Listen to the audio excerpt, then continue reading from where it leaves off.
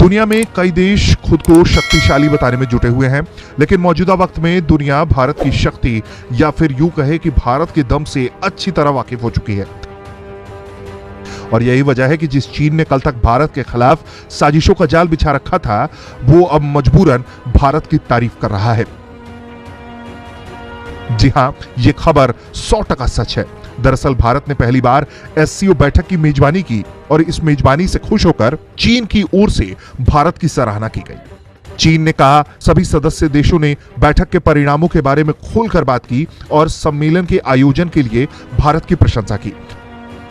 हालांकि भारत पूरी तरह से अलर्ट है, क्योंकि भारत को पता है चीन दो मुंहे सांप से भी गया गुजरा है। वो कहता कुछ है और करता कुछ है। भारत 2017 में इस 8 सदस्यीय समूह एससीओ में शामिल हुआ था और यह पहली बार है जब भारत ने शंघाई सहयोग संगठन के शासन प्रमुखों की बैठक की मेजबानी की। इस बैठक में भारत का प्रतिनिधित्व उपराष्ट्रपति एम वेंकैया नायडू ने किया, तो वहीं चीन का प्रतिनिधित्व चीनी प्रधानमंत्री लीने ने किया। बैठक के समाप्त होने के बाद चीनी विदेश मंत्रालय के प्रवक्ता हुआ चुनयिंग ने बैठक की मेजबानी भारत के द्वारा किए जाने और इसके परिणामों के बारे में पूछे गए सवाल के जवाब में कहा कि सभी पक्षों ने परिणाम के बारे में खुलकर बात की है और इस बैठक की मेजबानी के लिए भारत की प्रशंसा की। भारत ने पहली बार शासन प्रमुखों की परिषद की बैठक की मेजबानी की। यह वीडियो लिंक के माध्यम से आयोजित की गई और नेताओं ने इस बारे में बात की कि विभिन्न शिखर सम्मेलनों के परिणामों को किस तरह से क्रियान्वित किया जाए।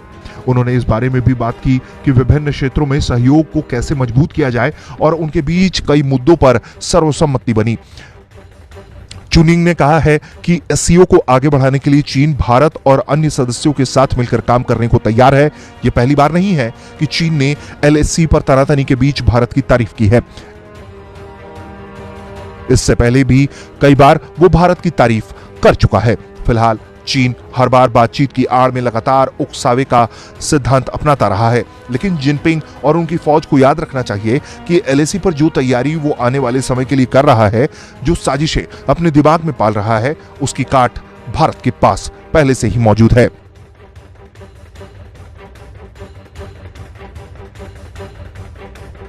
अगर वो अब कोई भी हिमाकत करेगा तो उसकी सातों पीढ़ियों को खमियाजा भुगतना पड़ सकता है।